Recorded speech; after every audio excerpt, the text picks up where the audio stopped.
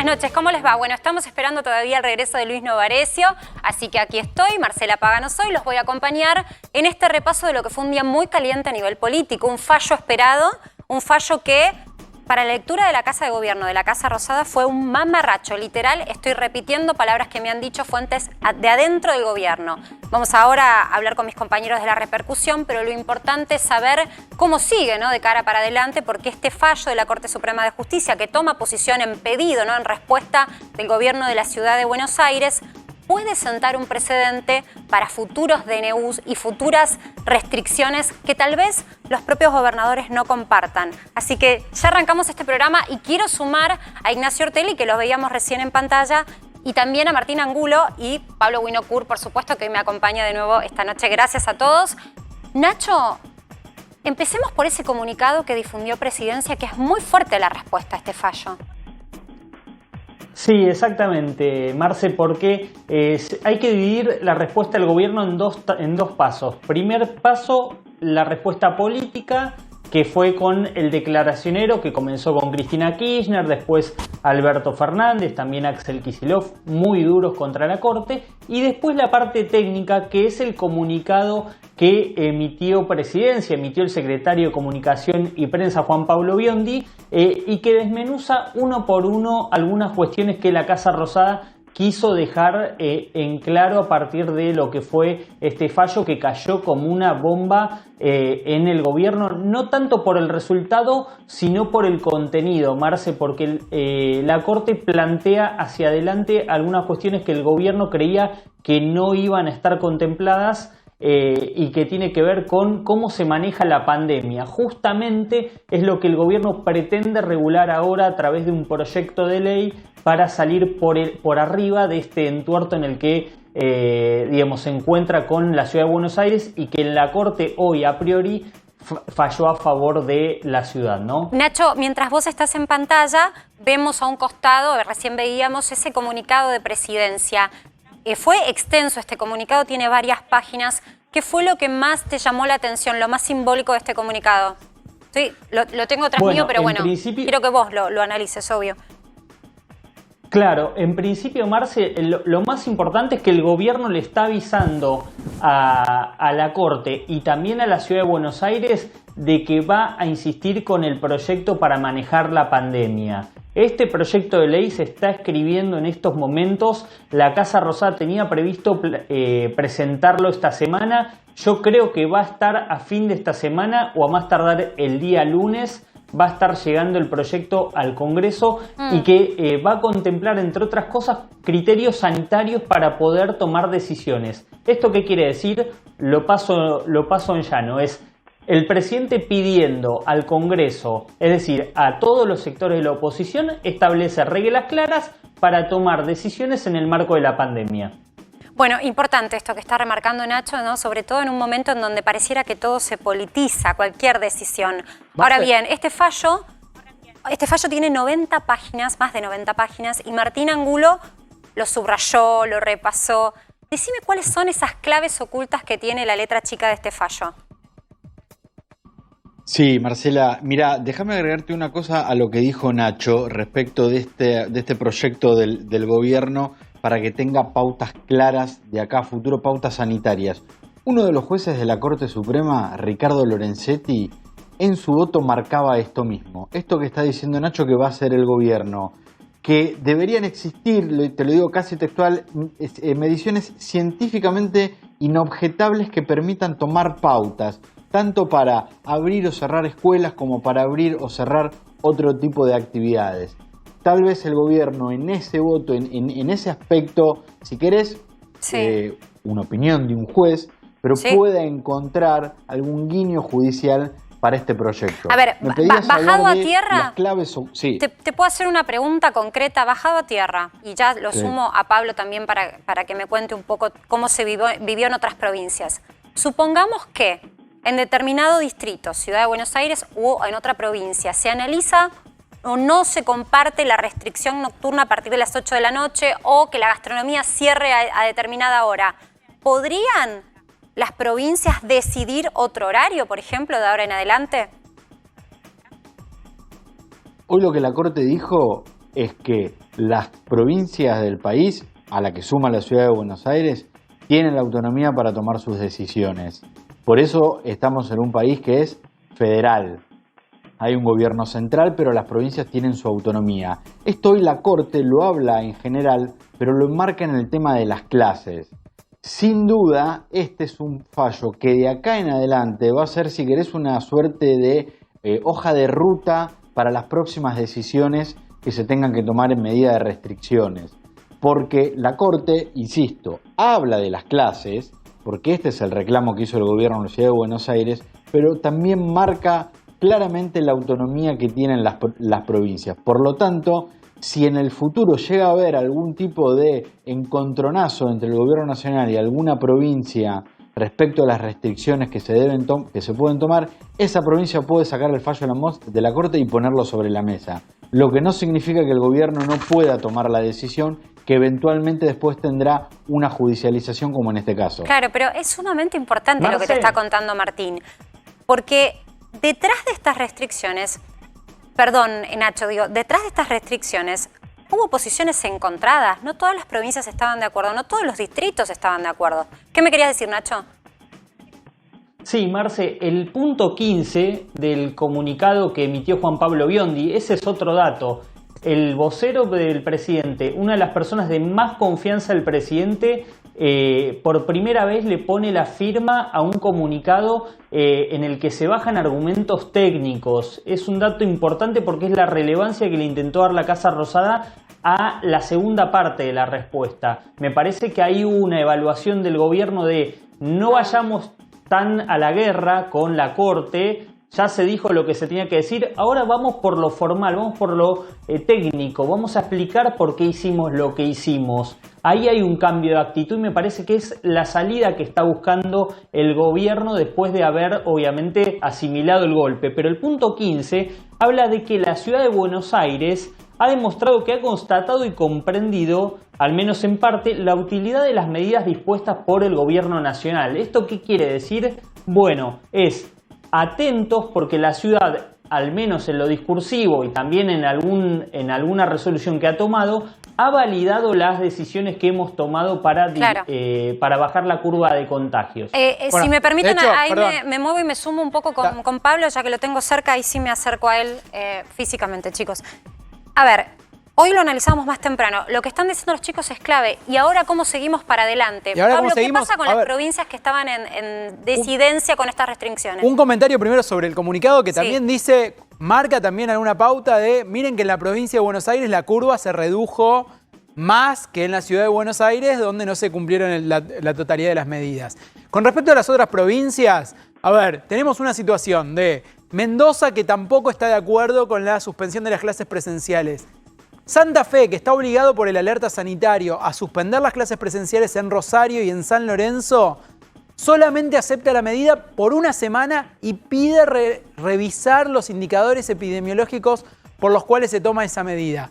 Córdoba, que está al borde del alerta sanitario, tampoco acepta suspender las clases presenciales. Y Entre Ríos, que es una provincia que también está muy alta de casos, alineada más con el gobierno de Alberto Fernández, sí suspende preventivamente pese a no estar obligado. Como se ve, una disparidad de situaciones. Y otro dato de último momento es que hace instantes terminó la reunión del Consejo Federal de Educación, eso es donde se juntan los ministros de educación de cada una de las provincias. Bueno, ahí Mendoza y la ciudad de Buenos Aires plantearon objeciones serias a la política educativo-sanitaria, lo ponemos en esos términos, del gobierno nacional. El resto, silencio, acompañamiento, objeciones parciales, pero a partir de ese silencio, acompañamiento, objeciones parciales, el gobierno nacional va a plantear que de 24 jurisdicciones, 22 están de acuerdo con la política educativa sanitaria que está proponiendo el gobierno nacional, y eso mismo es lo que van a llevar al Congreso. Bueno, pero es importante volver a repasar esto, ¿no? Hoy es la presencialidad en los colegios, pero mañana puede ser otra discusión. Esto es lo que te están poniendo en escena mis compañeros. Mañana puede ser por qué la gastronomía tiene que cerrar a determinada hora, que no cierra a esa hora. Para nosotros no es criterio epidemiológico, y si un gobernador lo plantea, tal vez tenga con este fallo la jurisprudencia para poder realizar sus propias consideraciones. Ahora, volviendo un poco al tema de la repercusión en la Casa Rosada, Nacho, de cara adelante, ¿cómo es el diálogo que se propone con el Poder Judicial? Ya sabemos que son poderes independientes, pero siempre hay un contacto estrecho. Bueno, la primera reacción de hoy del gobierno amenazaba con romper todos los puentes, ¿no? La acusación de que se estaba ante un golpe por parte de la Corte, la verdad que no cayó bien, eso igualmente lo puede explicar mejor Martín, pero al menos el gobierno con este comunicado, Marce, se propone otro camino. Hay un mea culpa por parte del gobierno de... Está bien, teníamos criterios sanitarios, bueno, no fuimos lo suficientemente activos a la hora de explicarlo, no lo justificamos bien, nos equivocamos al decir primero la ministra de Salud que las escuelas no implicaban un riesgo sanitario y después Alberto Fernández firmar un decreto. Bueno, vamos por otro lado, vamos con un proyecto que opinen todos, que hablen todos para obviamente que el Poder Judicial, a ver, es una relación entre el gobierno y el Poder Judicial que nunca va a ser la mejor, siempre va a tener tensiones, pero que al menos no se le den excusas a aquellos jueces a los cuales cuestionamos para que después nos invaliden decretos o disposiciones del presidente. Ahora vamos a volver también, porque me interesa que Martín cuente un poco cómo se vio puertas adentro del Poder Judicial, pero déjame un condimento más de la parte política, porque tenemos ya a un compañero que está trabajando en el Ministerio de Educación. El punto es... Al final Trota tenía razón, había trascendido que el ministro no estaba a favor de una nueva restricción en la presencialidad escolar. Nacho, en este sentido, ¿cobra otra vez fuerza o relevancia este ministro dentro del gabinete? Exactamente, Trota lo había advertido, o en todo caso exponía, tenemos que justificar por qué cerramos las escuelas. Bueno, no se dio como quería Trota, ahora parece que va a tener que recapitular el gobierno y al menos fundamentarlo. Bueno, ya está trabajando, les decía, Marcelo Padovani, que está justamente en el centro, en el epicentro de la escena que te narraba recién Pablo Winocurk, que es esta reunión, en realidad es una reunión virtual, pero Trota estaba en su despacho con los distintos referentes de educación de todas las gobernaciones. Hola Marce, ¿cómo estás?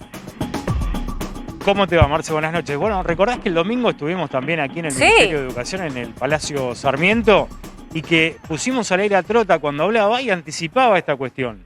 ¿Qué pasó? Bueno, el domingo Trota se reunió con la ministra Soledad Acuña de la Ciudad de Buenos Aires y no se pusieron de acuerdo, esto hay que decirlo, no se están poniendo de acuerdo el Gobierno Nacional y la Ciudad de Buenos Aires en este punto, en el de la presencialidad de las clases. Claro, ahora tenemos, Marce, el fallo de la Corte que ha sido en el día de hoy, este día martes, que ha generado tanta polémica, sobre todo en el oficialismo.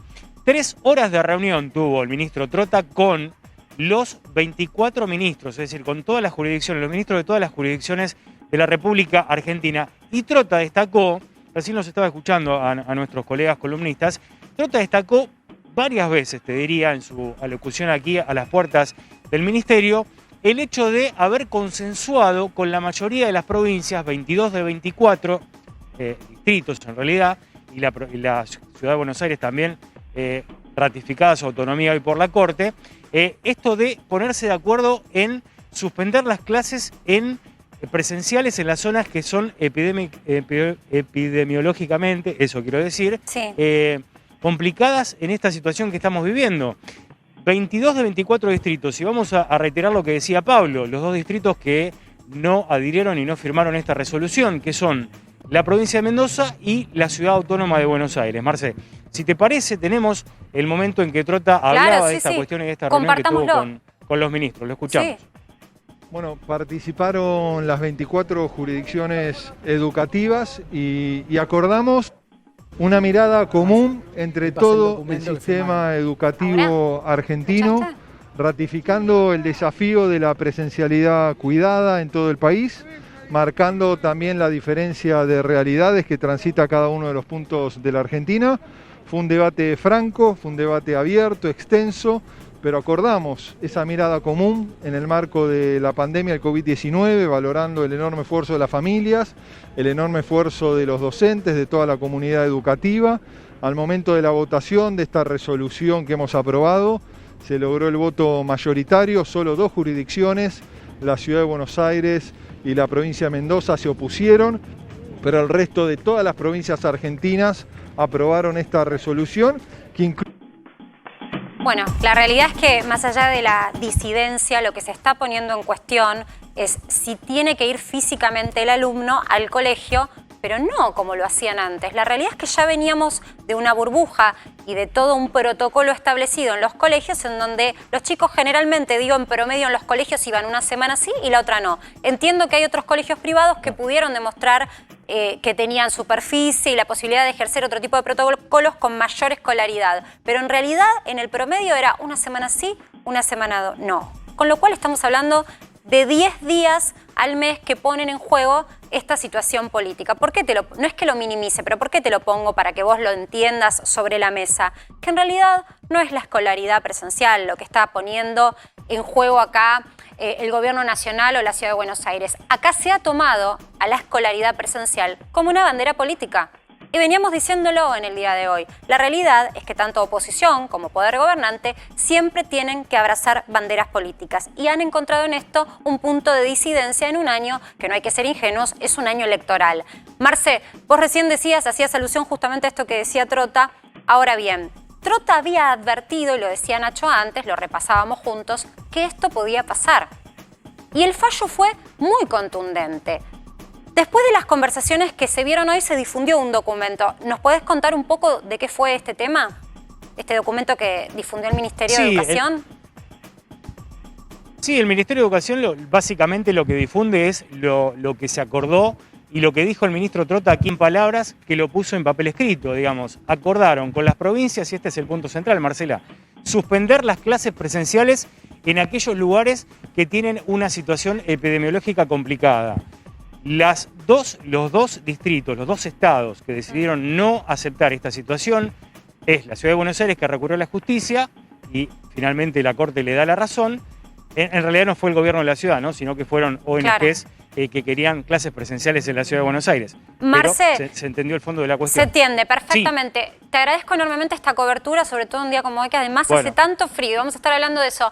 Pablo, políticamente, la lectura que haces de este documento que se dio a conocer. A ver, básicamente cierran filas todos en torno a la suspensión de la presencialidad educativa en las zonas de alerta epidemiológico, que son las zonas más complicadas, que en este caso, tal como estamos hoy, es Ciudad de Buenos Aires, provincia de Buenos Aires solamente el AMBA, Rosario y algunas jurisdicciones de Mendoza. Cierran todo filas menos Ciudad de Buenos Aires y Mendoza, que casualmente Ciudad de Buenos Aires y Mendoza son 2 de las que tienen 2 líderes nacionales, siguiendo esta línea que vos planteabas, son 2 líderes nacionales de la oposición, en un caso Horacio Rodríguez Larreta, que es precandidato a presidente también, y en el caso de Mendoza, Alfredo Cornejo como líder político.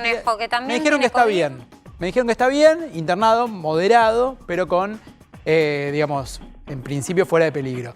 Pero es el líder político de la provincia, Rodolfo Suárez es el gobernador, pero bueno, hay un liderazgo nacional también. En cambio, otros 2 gobernadores, como son Gerardo Morales y Gustavo Valdés, Jujuy y Corrientes, son más moderados y suelen ser más laxos en el acompañamiento al gobierno nacional. Bueno, esta es la situación que está configurada y también teniendo en cuenta otra cuestión que tiene que ver con que justamente en los aglomerados urbanos más importantes es donde hay más riesgo de que se suspenda la presencialidad. Y eso también obliga a los gobernadores de Mendoza, de Córdoba, de Santa Fe y de la Ciudad de Buenos Aires a estar más atentos. Es difícil que Jujuy llegue exactamente a una situación como la que hoy tiene la Ciudad de Buenos Aires, por ejemplo. Bueno, importante esto que estás repasando. También les decía recién, hace frío.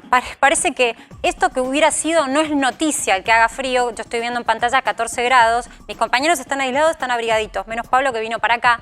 Pero ¿sabes qué? El frío hoy pone en juego la actividad económica también. Pensá en esos sectores que, como la gastronomía, solo pueden hoy poder dar servicio al aire libre. Es muy complicado, pero por otro lado también el transporte dentro de su restricción impuso la obligación de tener ventanillas bajas. Me refiero concretamente a los colectivos. Está Gaby Prosperi trabajando en Constitución. Gaby. Hola Marce, ¿cómo estás? Qué frío, buenas noches. ¿No? 14 grados. No, 14 grados no, acá no. acá no, acá hace menos, es una noche de invierno. Y vos lo verás con la gente que pasa atrás mío, capuchas, gorras, gorros, camperas, pulóveres. El que no tiene puesto una campera o no tiene puesto un saco en este momento, tiene frío. Así que es una prueba de fuego para lo que vos decías. ¿Cómo funcionan los colectivos? Ventanillas abiertas, ventanillas cerradas. ¿Qué hacen los pasajeros? Abren, cierran las ventanillas, mantienen las condiciones que establece el protocolo para con los colectivos. Bueno, todo muy difícil, Marce, porque además depende de la carrocería del colectivo que te toque. Hay colectivos muy modernos que tienen equipos de aire acondicionado y que tienen solamente unos ventiletes, ni siquiera tienen ventanillas. Entonces ahí también se complica mucho la situación, ¿no? Claro, no, esto es importante lo que estás marcando vos, ¿no? Tampoco tenemos muchas unidades de última generación y digo, el que en algún momento tuvo que transitar el transporte público sabe perfectamente cuántas veces querés abrir una ventanilla y no podés, pues están trabadas. Bueno, importante este punto que se cumpla. Ahora, la contracara de esta medida es que el frío propicia el resfrío, propicia la gripe convencional, propicia la angina, y los síntomas de estas enfermedades tan comunes en esta época del año pueden ser plausibles de ser confundidas con un COVID, con un síntoma de COVID. La pregunta que te quería hacer, Gaby, es si hoy la afluencia, estás trabajando hace varios días en Constitución, ¿la afluencia de gente fue la misma que un día común? Siempre. De estos días, igual, la misma, absolutamente la misma. Y recordemos respecto de lo que vos decías, que hace unos meses atrás, Carla Bisotti, cuando oficiaba de vocera del Ministerio de Salud, que en su momento estaba referenciado con Ginés González García, dijo, hay que hisoparse o hay que hacerse un control aún con el mínimo síntoma de resfrío. Por lo tanto, cuando bajan las temperaturas, todos seguramente tenemos algún síntoma de resfrío y entonces justamente la situación de testeos, de ir a los hospitales, de buscar alguna asistencia médica, se va a potenciar aún más. Entonces, todo, absolutamente todo, se complejiza. Mirá, acá estamos en la parada de la línea 98 que comparte con la línea 51. Le voy a preguntar, a ver, estamos en vivo. ¿Te puedo hacer una pregunta? Una sola. No. ¿Ventanilla abierta o cerrada? ¿La abrís vos? Abierta. ¿La mantenés abierta? Sí, siempre. Y si está cerrada, ¿vos pedís que se abran? Si no la puedes abrir, ¿la abrís vos misma? No, hay un par de gente que cierra las ventanas, pero siempre se mantiene alguna abierta, por lo menos una de adelante y otra de atrás. ¿Sos pasajera habitual de la línea? Sí, del 98 siempre. ¿Y cómo la gente respeta o no los protocolos? Barbijo, ventanillas abiertas, tratar de no subirse a un colectivo si está demasiado lleno. Se respeta, pero muchas veces con el barbijo abajo de la nariz. Ajá. Eso pasa siempre. Ajá. Y se solicita que siempre se coloque de forma correcta. ¿Y vos sos de aquella que dice, che, ponete el barbijo bien? Siempre, sí. Sí, más que nada por el cuidado de uno y el cuidado de los demás. Ahí está. Ahí nos tocó entonces una pasajera muy, pero muy responsable, Marce. Sí. Ahí viene justamente el 98. Vos me decís si tenemos tiempo. ¿Te vas a subir? Va a venir el 98, va a parar aquí donde estamos nosotros. No.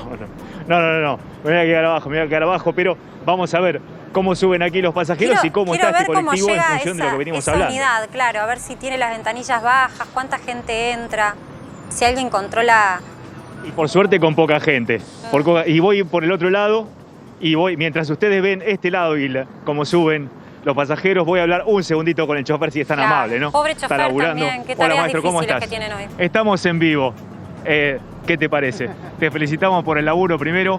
¿Y cómo se cuida la gente? ¿Abrís las ventanillas y la gente ahora que es invierno tiende a cerrarlas? ¿Cómo manejás eso? No, la avisás y la gente entiende que tiene que circular el aire y se cuidan bastante, sí. Además es un cuidado para vos también, ¿no? Sí, no, obvio. Tenemos todas las ventanillas abiertas, tenemos el alcohol, todo, así que bien. ¿Cómo fue la experiencia con este primer día de frío hoy? Y es bastante complicado porque venís así, pero tiene que circular el aire. Sí o sí tiene que estar circulado. ¿Estás terminando o empezando vos? No, estamos arrancando.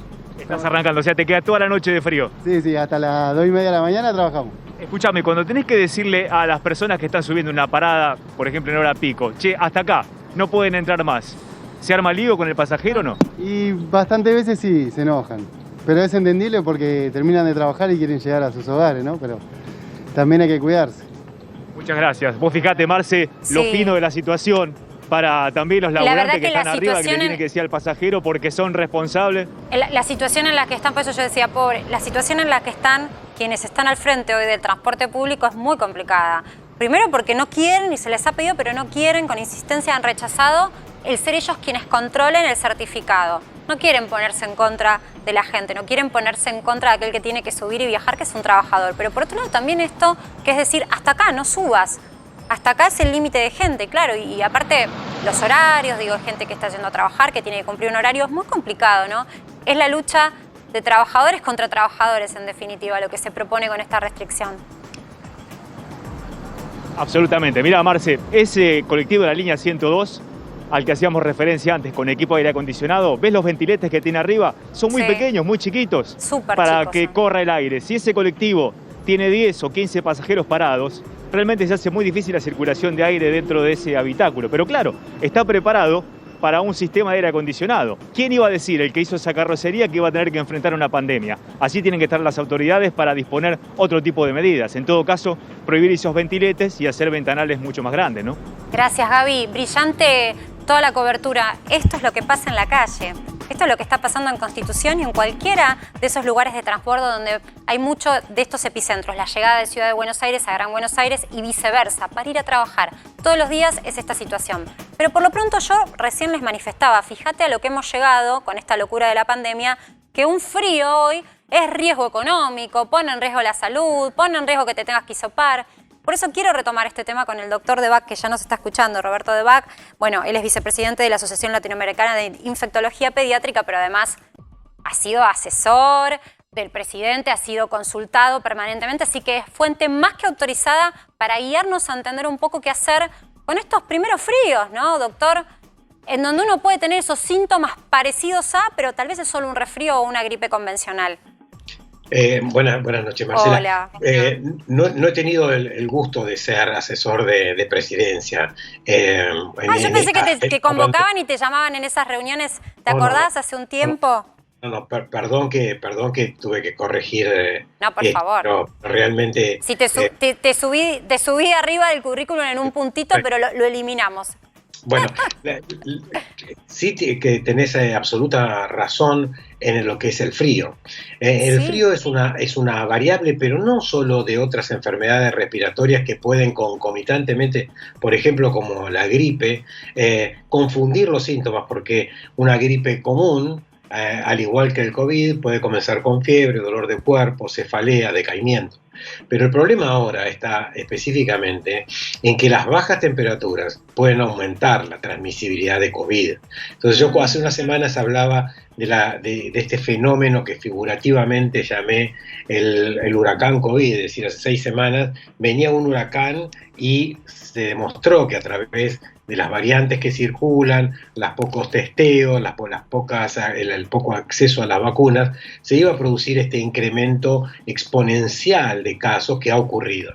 Pero también ahora, en estos últimos días, con este descenso que ha habido también, que bueno, en el día de hoy produce un repique, pero ha venido una tendencia en descenso, es lo que figurativamente me parece que es el huracán, el ojo del huracán. Es decir, un periodo de calma antes que nuevamente empiece a incrementarse en forma rápida. ¿Y por qué? Porque la única variante, Marcela, que se ha modificado es la variante de la temperatura.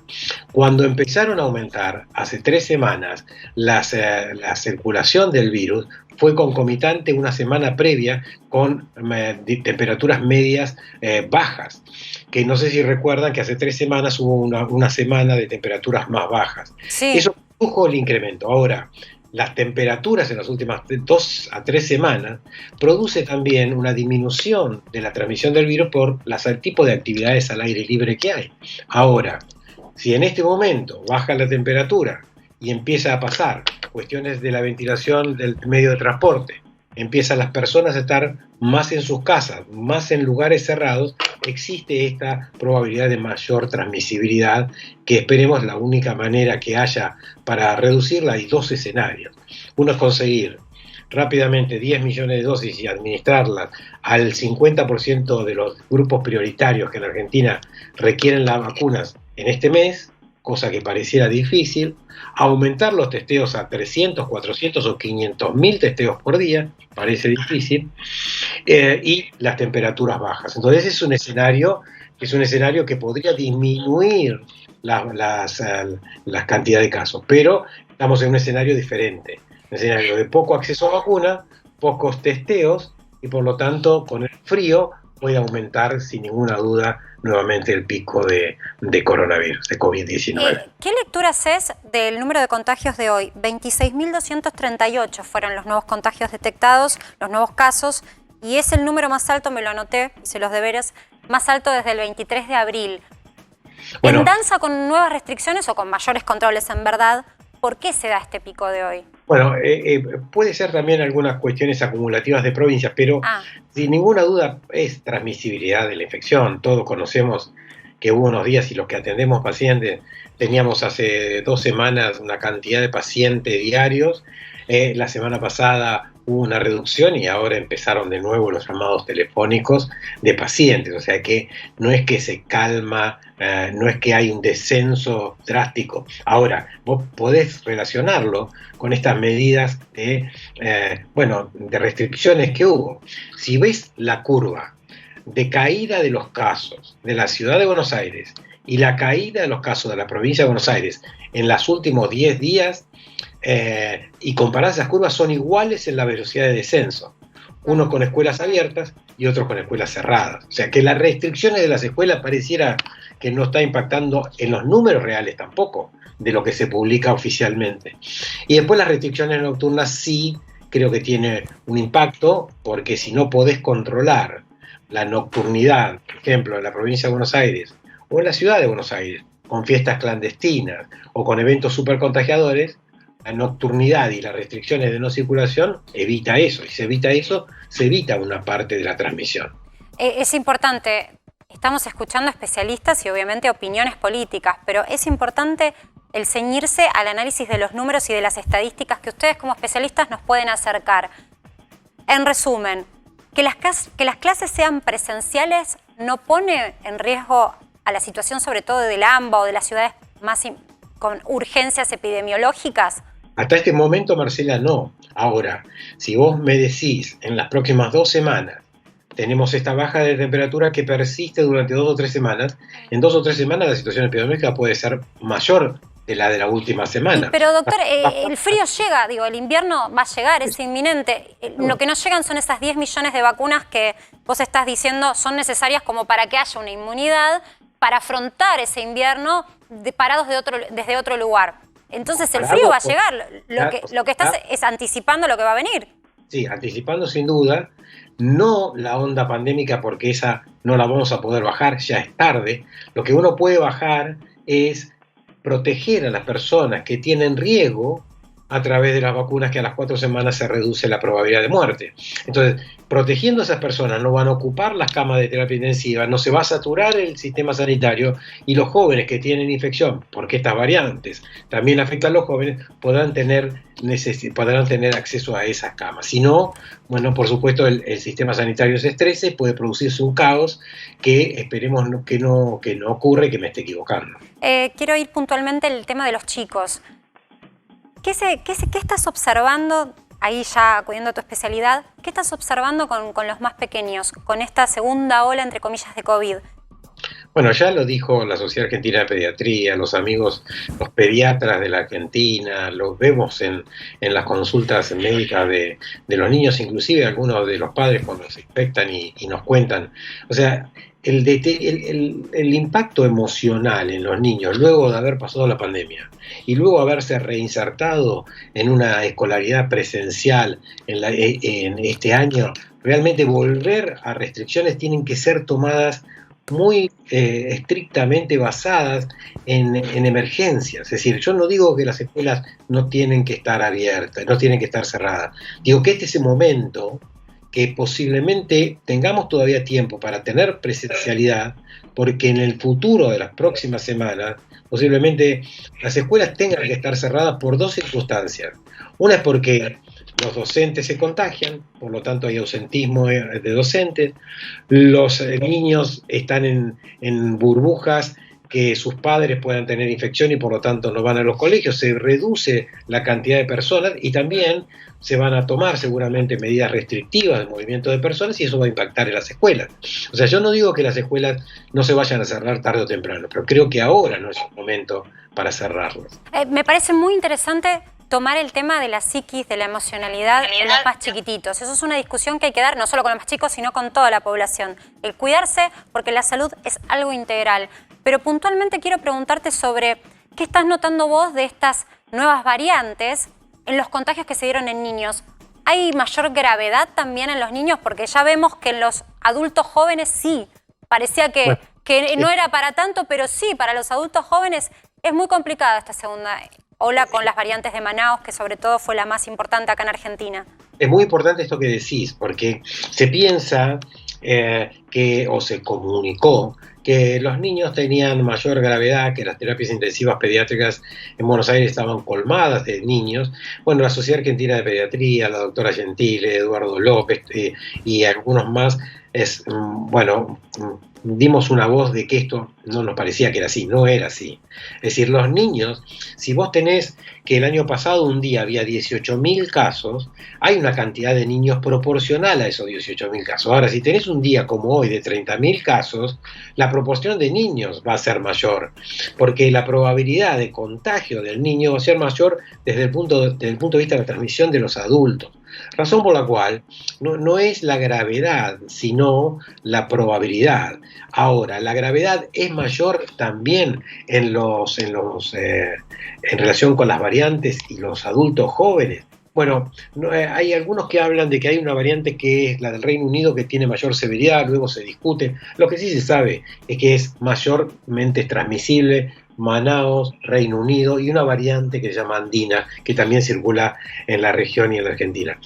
Al haber mayor transmisibilidad, si antes teníamos una transmisibilidad determinada y ahora la tenemos 50 o 70% mayor transmisibilidad, es más la cantidad de personas que se contagian, y ese 10% de personas que requieren una asistencia hospitalaria es mayor también proporcional. Acceden a un sistema sanitario donde empieza a estresarse, donde empieza a haber pocas camas, donde un paciente puede estar 5 horas arriba de una ambulancia, y entonces eso es lo que genera el caos. Lo que hay que hacer es bajar la probabilidad de transmisión, no solo con restricciones que son la herramienta del error. El error es no tener vacunado a una población lo suficientemente alta. Mira, hoy... Y los testeos, Doc. Ahora leí hace unos días en la Organización Mundial de la Salud que dice que por cada test positivo de PCR, ese país, para poder controlar la velocidad de transmisión, tiene que tener entre 10 y 30 test negativos, o sea, 10 a 30 personas más que se deberían estudiar. Y esto quiere decir que si en Argentina hacemos 100.000 test, mínimamente debemos hacer 1.000.000 por día. Entonces... tenemos baja política de testeo, no tenemos acceso de vacunas, razón por la cual las restricciones va a hacer que la gente no se tome contacto, pero la gente tiene que tener una salud física, salud emocional y salud basada en la economía, y eso es lo que hace que no se cumplan algunas restricciones y se aumente, bajando la temperatura, estas tasas de transmisión. Ojalá me esté equivocando y que tengamos unas bajas de temperatura sin aumento de la cantidad de casos. Clarísimo. Gracias, doctor Debac, por tener esta gentileza de atendernos. Bueno, la realidad es que lo que queremos es también llevar información para que la tengas y tampoco generar este terror que muchos, como recién decía el doctor Debac, muchos papás tenían pánico porque se escuchaba que a los chicos los agarraba, que era más mortal. Bueno, atención, porque hay que atender a estas consideraciones para saber cuándo se deciden, sobre todo las decisiones de política en materia de salud. Y por eso retomamos, ya que estamos hablando de política, la conversación y la discusión sobre el fallo de la Corte Suprema de Justicia, y está Facundo Suárez Lastrap. Permitime, Facundo, que me siento. ¿Cómo no? Bueno, diputado por la UCR, no requiere mayor presentación, todo el mundo lo conoce, pero es importante marcar posiciones políticas, por eso recalco radical. Facundo, ¿qué te pasó cuando viste este fallo y lo leíste? Lo expresó mejor que nadie mi colega, la diputada Brenda Austin. Fue una bocanada de aire fresco. Primero lo leí, demora un rato, yo no creo que lo hayan leído ni Alberto Fernández ni la presidenta por el momento en que lo dijeron. ¿O lo tenían antes? A mí me demoró un par de horas, son 95, si uno quiere tener una lectura meticulosa, son más de 95 hojas. Está muy bien fundado, es muy consistente, es una congruencia de 4 votos distintos, 2 en un mismo sentido, 4 jueces que votan, 2 en un mismo fallo y 2 por separado, pero 4 votos congruentes, donde arranca con los peronistas, que eso es lo interesante, no solamente peronistas, sino que fueron constituyentes, tanto Maqueda como Rosati participaron de la reforma de la Constitución del 94, fueron convencionales constituyentes por el peronismo, y ellos arrancan diciendo que el federalismo es concertación, el federalismo es diálogo, el federalismo es acuerdo y respeto recíproco entre los distintos estamentos de gobierno. Es un muy buen enfoque para llamar un poco al orden a esta forma de gobernar donde el presidente dice yo los cuido, yo hago, al margen de que la ley le dé la competencia para gobernar sobre una materia. De necesidad y urgencia. Decreto de necesidad y urgencia y la acción personal. Yo me ocupo, yo los cuido. Él habla en primera persona. Él es el presidente, votado por la nación, pero hay gobiernos en cada una de las provincias argentinas y la ciudad de Buenos Aires, como bien dice el fallo de la Corte, que también deja saldado para siempre la idea de que la ciudad de Buenos Aires es a los efectos de la Constitución equivalente a una provincia en el sistema federal y tiene los mismos derechos y obligaciones que el resto de las provincias argentinas. A mí me parece fundamental el análisis que estás haciendo porque en realidad, más allá de este debate que hay que dar con especialistas, como escuchábamos recién la opinión del doctor Debag, de cuán complicado puede ser en la situación epidemiológica actual que tenemos en Argentina la presencialidad de los colegios, me parece que eso queda por detrás con semejante fallo tan contundente, tan potente, ¿no? Porque en realidad lo que viene por delante son las preguntas típicas. Bueno, y entonces si el gobierno de la ciudad no está de acuerdo con la restricción nocturna, con bajar a personas del transporte público que no sean esenciales. Si el gobierno de la ciudad o cualquier otro gobernador decidiera que esas personas van a trabajar y no importa si son esenciales o no, pueden usar transporte público, ¿podrían con este fallo agarrarse de la letra chica del fallo para poder propiciar medidas propias para su propia región?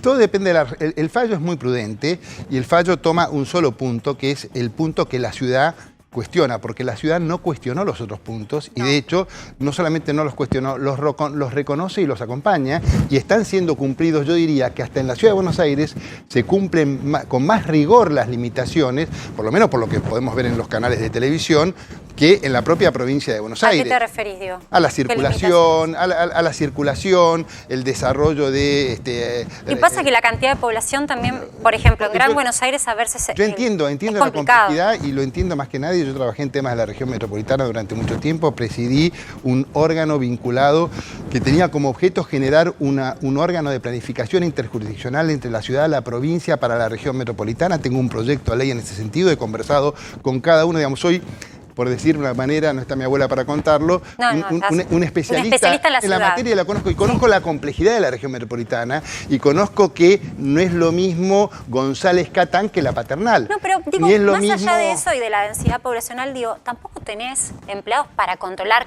cada parada de... Mirá lo que pasó con el subte. No, tuvieron que cerrar algunas estaciones para poder controlar y concentrar en algunas el control, pero se concentró también la gente. Entonces vos decís, ¿control o riesgo epidemiológico? Y lo que hizo, la congestión que hizo Kicillof el otro día. En la General Paz, en la Panamericana. Todo, nada razonable. No, es como que hay que ir un poco más por el lado de la conciencia ciudadana. Totalmente, apelar a la capacidad de los ciudadanos de entender, de colaborar y me parece que eso es lo que está haciendo la ciudad conversando con la nación. A mí me parece que este fallo es muy instructivo.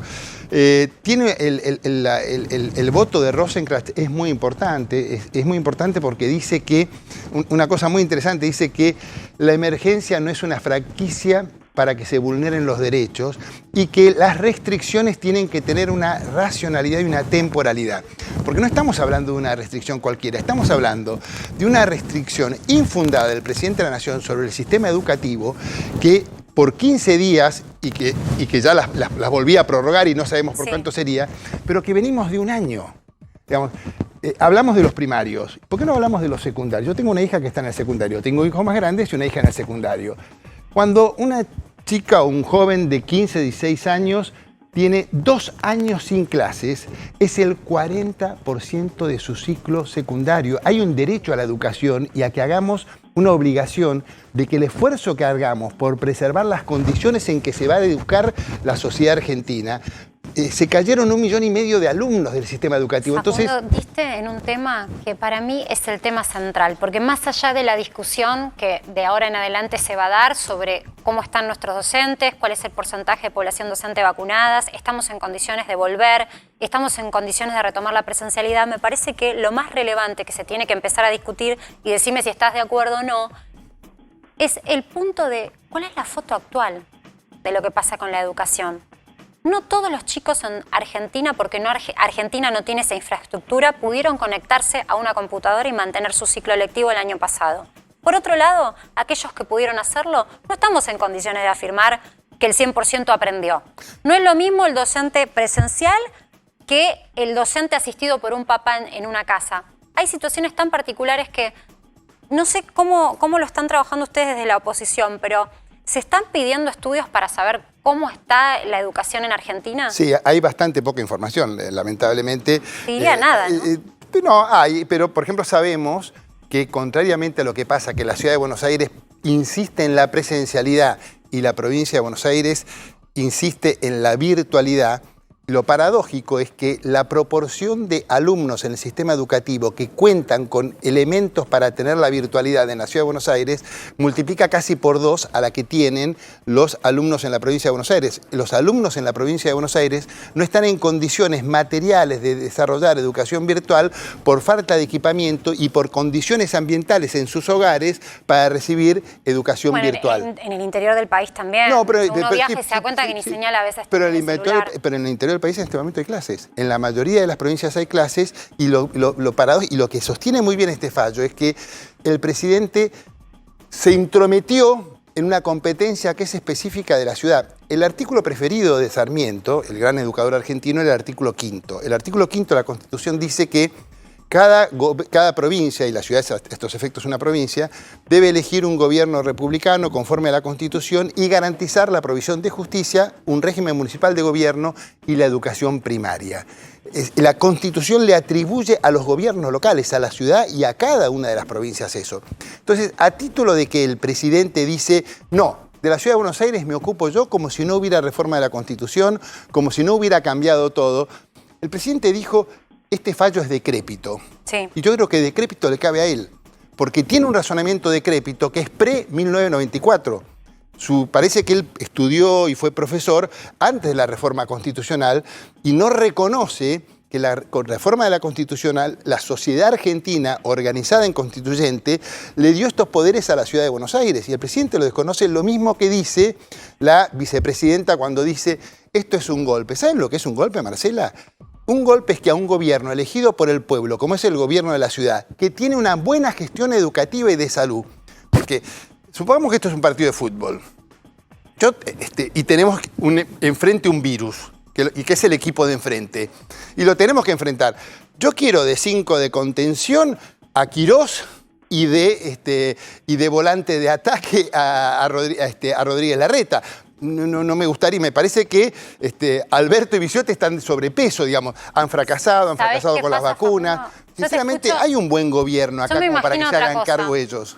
Yo me imagino, quizás porque soy una soñadora, todavía me faltan años para perder todavía los sueños. Espero no tener que hacerlo en este país donde pareciera ser que la clase política llega determinada y se olvida de los sueños. Yo me imaginaba que con la pandemia el equipo era un equipo en donde iba a haber oposición y el gobierno nacional del mismo lado. Es decir, Juntos por el Cambio, el Frente para Todos, todos contra el virus. ¿Qué sí va a ser el equipo? Bueno, eso es lo bueno del fallo de la Corte. El fallo de la Corte habla de buena fe entre los gobernantes, habla de buena fe entre los distintos gobiernos. Buena fe es dialogar, buena fe es no sorprenderlos.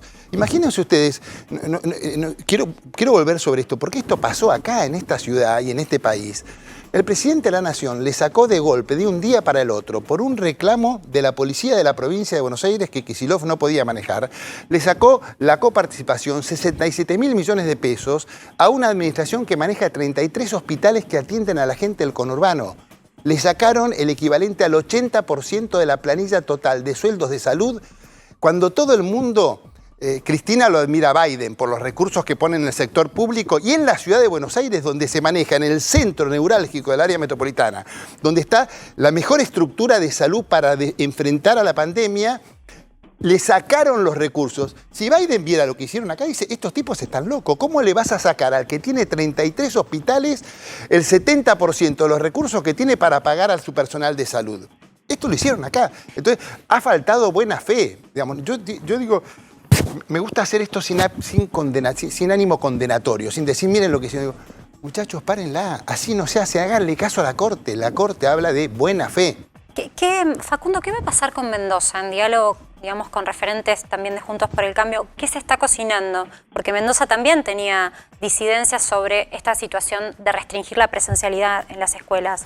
No, bueno, es que cada administración tiene la facultad y el deber de hacer lo que considere más pertinente para defender su sistema educativo y la salud de su población. Acá la Corte no se mete en ese tema y lo que la Corte nos dice es que hay una competencia originaria y competencias concurrentes y que en el caso de las competencias concurrentes tienen que ser acordadas. Acá no hubo acuerdo, acá a la mañana del día que el presidente dijo se suspenden las clases, el ministro de Educación y la ministra de Salud decían que había que defender la presencialidad. Y ante el Consejo Federal Educativo, esa misma mañana que el presidente dijo yo por mí mismo suspendo las clases, ese mismo día habían dicho que iban a procurar defender la presencialidad, porque se va entendiendo que es imprescindible sostener lo más posible la educación de la mejor forma que sea posible y no hay fanatismos pro presencialidad. Si la cuestión se fue a complicar y se comprueba que la movilidad y que hay una enorme cantidad de contagios, una cosa que dice la Corte que también es muy buena es que faltó demostración de la evidencia. Digamos, dijeron no hubo relación entre la decisión tomada y la evidencia. No hay contagiados en el sector educativo que trasciendan, que sean mayores que en los otros sistemas. No hay una movilidad importante, por eso digo, falta de desconocimiento de la región metropolitana. En la ciudad de Buenos Aires, en los niveles primario y preescolar, la mayoría de los viajes son cercanos, entre otras cosas porque el sistema de inscripción en la educación pública es un sistema de inscripción por cercanía. La mayoría de la gente va caminando, va con medios propios, se organizan los padres para llevar a los hijos, casi no hay utilización de transporte público y hay evidencia demostrada que cuando empezaron las clases en la ciudad de Buenos Aires, bajó el nivel de utilización de subes por parte de los estudiantes. Eso es dato duro de la realidad, porque hubo responsabilidad de la comunidad. Los padres prefirieron llevar a sus hijos y que sus hijos no fueran en transporte público. Entonces, ¿por qué frente a esa situación el castigo de dejar sin clases presenciales? Facundo, quiero darle pie a mi compañero Pablo Winocourt que te quiere preguntar también. Facundo, ¿cómo va? Hola. Ahora se va a trasladar el debate al Congreso. El gobierno va a presentar un proyecto para indicar algunos indicadores epidemiológicos para delegarle facultades para que pueda activar. ¿Cuál va a ser la posición de ustedes en torno al tema? No, de las delegaciones facultades las vamos a ver, las que sean absolutamente necesarias, imprescindibles. No estamos para darle cheques en blanco. Primero porque la Constitución lo prohíbe, el artículo 129 de la Constitución es claro en que no se puedan delegar facultades. Pero aparte de eso, porque tampoco tenemos mucha ganas de delegarle a un gobierno que tiene una mala gestión en la pandemia. La gestión educativa, la gestión de salud y la gestión de vacunación nosotros la evaluamos como mala. Entonces no vemos una razón cuando tenemos competencias en las provincias argentinas para hacerse cargo del tema. Cooperación, coordinación, compartir información, participar de información para tomar decisiones, nos parece todo bien, pero delegación no me parece. O sea, no hay forma de acercar posiciones en esto. No, total. Hay forma de acercar posiciones. Estamos reclamando estar lo más cerca posible para evaluar la información en forma conjunta, para que se entiendan los argumentos y para que no se tomen decisiones al conjunto pensando en las dificultades de uno. Yo tengo, para mí, es una impresión personal que la comparto con el público, yo tengo para mí que esta decisión de cortar las clases en la ciudad de Buenos Aires tiene que ver con la complejidad y la dificultad de manejar la situación en el Gran Buenos Aires.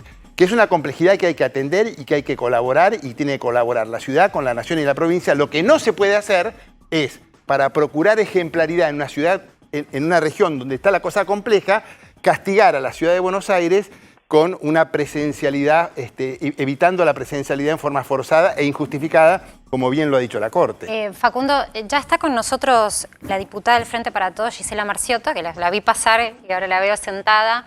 Hola Gisela, ¿cómo estás? Hola. Vamos a hablar con vos después de la pausa, pero no sé si querés, no sé si pudiste escuchar esto último, me parece importante tal vez la posibilidad de un diálogo entre ustedes si querés decirle algo, contestarle la algo. verdad que no estaba prestando atención porque me estaba acomodando, pero no tengo está bien, por eso te pregunto, porque no quiero que parezca que uno no quiere que se crucen o no se contesten, pero aparte la verdad que me parece que el diálogo... Con Facundo tenemos un diálogo cruzado, pero tenemos un diálogo al fin. Totalmente. Pero con buena onda. Tenemos un diálogo al fin con buena onda y con respeto, así que no tengo ningún problema. Si querés, podemos hablar. Digo, no estaba escuchando lo que venía diciendo. No, bueno, entonces después de la pausa yo les propongo, si quieren, empezar a contrastar criterios, ¿no? Porque lo que queremos es llevarte la pluralidad de las voces y que vos puedas en tu casa tener tu propio criterio sobre lo que fue hoy el fallo de la Corte Suprema. Ya volvemos.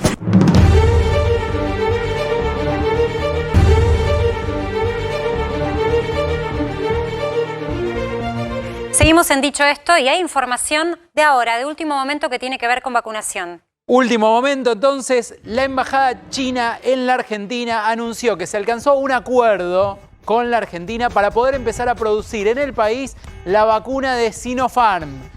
Esto confirmó la Embajada China, como siempre apoyará el esfuerzo conjunto de ambos países para enfrentar la pandemia y asistirá Sinopharm en la colaboración con el país. ¿Cómo sería esto? No está en el tuit, pero ¿cómo sería la fabricación de la vacuna de Sinopharm? Sería a través de los laboratorios Elia, justamente de Hugo Sigman, y se produciría enfrente de donde se produjo la vacuna de Sinopharm, en una planta justamente enfrente en la zona de Garín. Veremos entonces cómo se avanza y cuáles son los tiempos, porque recordamos, nuestros tiempos y nuestras necesidades a veces no son los tiempos de la industria farmacéutica y de los convenios internacionales. No, pero bueno, aparte todo lleva una logística y hay además protocolos de aprobación y demás, pero esperemos que esto en cuanto antes se pueda resolver para empezar a tener buenas noticias, ¿sí? Sobre todo para aquellos que tienen tanto miedo y quieren reiteramos vacunarse. Entonces, están dados los acuerdos para que la vacuna de Sinopharm, que hasta la semana pasada llegaba a la Argentina y ya no va a llegar más desde China, se empiece a fabricar acá. Falta ver cuánto tiempo. Gisela Marciota, ¿cómo estás? Hola, ¿qué tal? ¿Todo bien? Muy bien. Días difíciles, ¿no? Muy calientes de la política. ¿Cómo te encontró a vos el fallo de la Corte Suprema de Justicia? Cuando lo leíste, ¿qué sentiste? Días, semanas, meses y un año y pico ya muy difícil, ¿no? Porque no lo podemos reducir a lo que está pasando solamente estos días. Respecto del fallo, yo vengo preocupada y triste, te diría, desde que se judicializó la cuestión. Este es el desenlace nada más, pero la cuestión arranca cuando se judicializa una decisión política. Y digo, independientemente, obviamente que a mí no me gusta el fallo, porque considero que lo que se estaba priorizando era la salud, porque considero que tenemos un gobierno coherente entre lo que dice y lo que hace, y porque me entristece y me preocupa que sea la Corte Suprema de Justicia la que esté interviniendo en decisiones de gobierno y que quienes no fueron elegidos para representar y gobernar a los argentinos y a las argentinas estén tomando una decisión de gobierno como la que toma la Corte Suprema de Justicia. Un poder, digo, respetando la división de poderes, ¿no?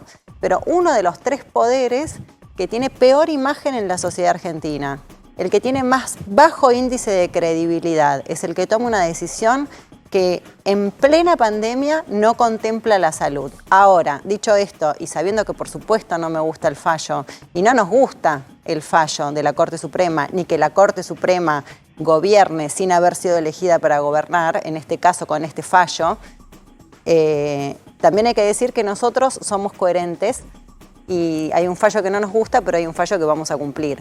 Cosa que no pasó en la ciudad de Buenos Aires, cuando se pregona institucionalidad, pero solamente se cumplen los fallos cuando los fallos le gustan al jefe de gobierno de la ciudad de Buenos Aires. Entonces me parece que ese es un punto central, ¿no? La incongruencia. ¿Sabés que vos te sumaste sobre la charla y yo quiero ponerte un poco en contexto lo que estábamos dialogando con Facundo? El punto es que hay gobernadores, y en este caso el jefe de gobierno porteño, que sentían que estaba comiendo el DNU, el decreto de necesidad de urgencia del presidente, estaba comiendo su autonomía. Y esa fue la situación que lo llevó a presentar este recurso en la justicia. La pregunta es, ¿vos pensás que esto va a sentar un precedente para que otras provincias tal vez hagan lo mismo? Mirá, hace un ratito nada más el ministro de Educación, Nicolás Trota, estuvo reunido con el Consejo Nacional de Educación, que está integrado por todos los ministros de Educación de todo el país. Solamente 2 provincias no acompañan la decisión del presidente de la Nación del decreto que hoy tuvimos el fallo. Mendoza y la Ciudad de Buenos Aires. El resto de las provincias coincide con el decreto que había firmado el presidente Alberto Fernández y que hoy tuvimos la noticia del fallo. Con lo cual, digo, esto me parece que es el dato político importante y es el apoyo unánime a la decisión que había tomado el presidente de la Nación, insisto, en un contexto de situación extraordinaria, donde el Poder Ejecutivo cuenta con un poder de policía sanitario, en este caso porque estamos atravesando una pandemia que nos viene atravesando desde hace más de un año y que desde el 19 de marzo del año pasado, el presidente de la Nación priorizó y fue coherente con esa priorización que tuvo, que fue la salud de los argentinos y de las argentinas. Nunca se modificó la conducta del presidente Alberto Fernández, a pesar de tener que tomar medidas y anuncios que son sumamente antipáticos cuando uno ya está como un poco harto de toda esta situación, porque estamos todos hartos, con miedo, irritables. Digo, es una situación que a todos... Ayer compartíamos una noticia que nos generaba escalofríos, que en New York Times advertía en Estados Unidos y los centros epidemiológicos en Estados Unidos, el análisis era que se venía una tercera ola y que el epicentro iba a estar justamente en Sudamérica. Por eso me parece que es interesante este diálogo y empezar a unir criterios, ¿no?, sobre lo que va a ser enfrentar con escasez de recursos, porque es un país pobre Argentina, hay escasez todavía de vacunas, escasez de testeos. ¿Cómo vamos a enfrentar esta vida en el medio quizás de una pandemia que tenga para largo? Facundo, ¿querés contestar algo a lo que decía Gisela? En primer lugar, no hubo una judicialización de la política, no estuvo planteado en esos términos. Lo que hubo fue un reclamo judicial frente a un avasallamiento de las competencias del gobierno de la ciudad, que no es judicializar la política. Es decir, si se vulnera la Constitución y si el gobierno nacional, en una actitud centralista y unitaria, se hace cargo, sin fundamento legal alguno, de una competencia que es propia de la Ciudad de Buenos Aires, corresponde a la Corte Suprema de Justicia, porque la ciudad lo reclama, que digan, bueno, haga preservar mis derechos a gobernar. A mí me votó el pueblo para gobernar la Ciudad de Buenos Aires, no tiene por qué el presidente decir, yo en esta ciudad voy a tomar esta decisión, porque no tiene poderes para eso. Entonces, no es un tema de judicializar un programa de gobierno. Y es más, y la Corte ha sido muy prudente, porque lo ha dejado tan en claro, me parece que Gisela lo haber leído muy rápido el fallo, porque la Corte dice con mucha claridad que no se mete a discutir ni a valorar las estrategias de política gubernamental ni sanitaria, simplemente está respondiendo a la inquietud de un gobernante que dice, se arrogaron mis poderes, sin consultarme tomaron una decisión, eso es impropio del sistema constitucional, y la Corte dice no, así no se hace. Y convoca a la buena fe, convoca al diálogo y no se mete, o sea, no está gobernando, está haciendo, y yo creo que ese es el problema que tiene el gobierno, y está con toda claridad la mala interpretación que hace del derecho y del sistema institucional argentino. La presidenta ya lo ha dicho, que esto es antiguo, la división de poderes, que cómo van a tomar decisiones los que no los votan.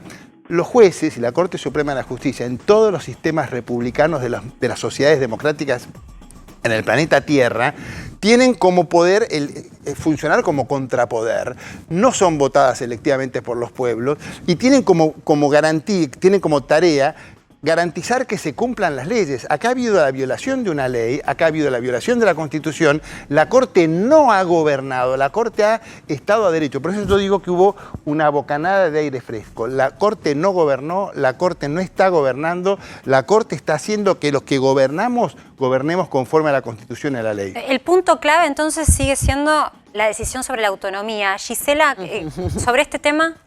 Me parece que la prioridad hoy tiene que ser la salud. Me parece un debate tan periférico hoy, teniendo la situación sanitaria que tenemos en la Ciudad de Buenos Aires, que, bueno, voy a tomar y celebro escuchar a Facundo hablar de gobernar la Ciudad de Buenos Aires, porque justamente lo que siento que falta en la Ciudad de Buenos Aires es que se gobierne la Ciudad de Buenos Aires. Yo le pido encarecidamente al jefe de gobierno de la Ciudad de Buenos Aires que empiece a ser jefe de gobierno de la Ciudad de Buenos Aires y que deje de ser intendente de la Ciudad de Buenos Aires, porque se necesita que tome decisiones de gobierno, que son las que faltan, y por eso tenemos un presidente responsable que toma las decisiones que no toma porque un presidente no puede discutir su secretario de Energía, que no controla su gabinete, y vos hablás de hacerse gobernar. Facundo, ya empezamos con la interrupción y el diálogo así dijimos que no funciona. Vos te pasaste checaneando hace 2 minutos, estamos hablando de salud y te pasaste criticando a Rodríguez Larreta como si fuera... yo hablé de cosas generales, vos empezaste con los caños. No, yo estoy contando lo que pasa en la Ciudad de Buenos Aires con un jefe de gobierno que en vez de ejercer como tal, oficia de intendente, poniendo macetas, haciendo bicisendas y poniendo la ciudad con colores amarillos. La verdad que en un momento de pandemia es cuando se demuestra efectivamente si está en condiciones de tomar las decisiones que tiene que tomar, que son para resolver y para cuidarnos a los vecinos y a las vecinas de la Ciudad de Buenos Aires. Por ejemplo, y no hablemos, si querés, de educación, porque igual es un tema que se quieren arrogar ahora y que hace años que vienen, sabemos, subejecutando el presupuesto, pero no es el tema en cuestión. El tema en cuestión son las decisiones que toma, que no toma, en realidad, como por ejemplo controlar en la Ciudad de Buenos Aires que se cumplan con las restricciones de circulación. No hay controles en ninguna de las esquinas de la Ciudad de Buenos Aires. Eso le corresponde al jefe de gobierno de la Ciudad de Buenos Aires. Como tal, debería ser responsable de esto. A mí, por ejemplo, yo circulo, porque soy personal esencial y circulo. Jamás, y no sé a cuántos de los que están acá, le pregunto a los que están fuera de cámara, a los que están al aire, ¿a cuántos de los que están acá los paró un control en la Ciudad de Buenos Aires pidiéndoles el permiso de circulación? No se controla en la Ciudad de Buenos Aires que se cumpla con las restricciones. Eso es. Yo vivo en la Ciudad de Buenos Aires y represento a los vecinos de la Ciudad de Buenos Aires en el Congreso de la Nación. Y estamos hablando y estoy pidiéndole, y se lo vengo pidiendo, y lo sabés, Facundo, el tema del diálogo, la coherencia entre lo que se dice y lo que se hace. Necesitamos poder hablar, necesitamos poder dialogar con el jefe de gobierno de la Ciudad de Buenos Aires para acompañarlo en decisiones quizás antipáticas que tenga que tomar para poder cuidarnos a los porteños y a las porteñas y para que no explote el sistema sanitario. Es contrafáctico lo que voy a decir, pero si no hubiera tomado la decisión que tomó el presidente de la Nación, Alberto Fernández, las restricciones que se tomaron hace 2 semanas, ¿qué hubiera pasado con el sistema sanitario en la Ciudad de Buenos Aires, que depende del intendente que tenemos, que no ejerce como jefe de gobierno? Que me encantaría que empiece a gobernar la Ciudad de Buenos Aires y a tomar las medidas que tiene que tomar. Yo sinceramente, yo tengo una mirada, te digo, como ciudadano, soy diputado, fui intendente, goberné la ciudad, la conozco sus hospitales, pero te digo como ciudadano, yo lo escucho hablar a Quirós. Lo escucho sus planes, su tarea, cómo se desenvuelve, cómo le explica a la población, cómo da la cara y da razones y explica cómo tienen funcionamiento, cómo se hicieron los testeos en la Ciudad de Buenos Aires, cómo yo que tengo 67 años y esperé el turno y no tuve vacunatorio VIP y me vacuné y me metí por la computadora y me salió y fui al Luna Park y en 15 minutos fui vacunado como corresponde. Yo veo cómo funciona esto. Y que vos me digas que acá hay un intendente que cubre macetas, cuando todos los que nos están viendo y se han testeado y se están vacunando con una eficacia excelente, con un modo y una atención y un seguimiento. Y cuando tuve COVID, que también tuve un seguimiento, y no porque fuera diputado. Sí. ¿Y te vacunaste? Me vacuné después, porque había pasado el tiempo que corresponde y me vacuné después. Con lo cual me dicen que no tengo que... No, por eso me quedé debería pensando, necesitar la segunda vacuna. Sí, Pero te quiero decir, esta idea que están dando de que la ciudad no tiene gobierno, que tiene un intendente que hace macetas, yo veo una eficacia y lo contrapongo con el alarmismo, el patoterismo, lo de Keplas y Golán, que generan terror y pánico en la población. Me dan a elegir Quirós contra Golán, pero toda la vida Quirós. Facundo, déjame rescatar un punto. Entre vos, que en realidad sos radical, digo, ¿no? Y eso también habla un poco de tu formación. Y Gisela, que viene y que también tiene esta vocación de diálogo. A mí me parece que esto es lo que hay que buscar más. Claro. Estos cruces, estos diálogos respetuosos, poner sobre la mesa posiciones encontradas, ¿pero para qué? Para contrastar y tratar de hacer una Argentina un poco más constructiva en una pandemia que, como decíamos hace un rato, y quizás vamos a tener a Adrián Sack desde Estados Unidos, viene para quedarse por un rato más. Están hablando de una tercera ola, así que este diálogo constructivo yo le propongo lo recreamos en otro programa porque tenemos que ir a un corte y ya volvemos.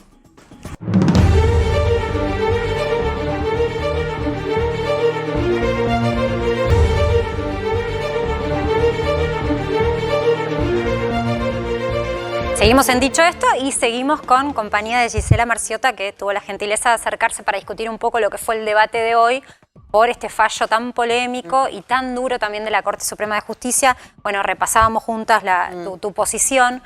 Pero yo me preguntaba también por la otra situación que tiene Argentina, que es muy urgente, que es atender en el frente legislativo otras situaciones que no nos tienen que tapar la pandemia, que son también urgentes. Gisela, yo sé que vos venís trabajando mucho en lo que respecta a la materia de la violencia de género. En este punto quisiera que me expliques un poco por qué vos decías o por qué manifestaste públicamente que no sirve más el botón de pánico, que hay que dejar esto de la perimetral porque no funciona, y cuál era tu propuesta. Mira, estamos trabajando y está bueno que hablemos, porque la violencia por razones de género es un tema del que nos venimos ocupando desde hace mucho tiempo, pero lo cierto es que con la pandemia y con el tema de la cuarentena, la violencia intrafamiliar se incrementó muchísimo en el último tiempo. Lamentablemente y seguramente mientras nosotros estamos hablando acá, alguna mujer está siendo asesinada por un varón, probablemente. Esa es la realidad en la que estamos hoy. A partir de esa realidad hay muchos proyectos que se presentaron, pero hay uno puntual vinculado a esto que vos decías, porque la perimetral demostró que no funciona, que fue una buena intención, pero que no funciona. Hay mujeres que murieron porque se violó esa perimetral, porque no se cumple, porque nadie la controla.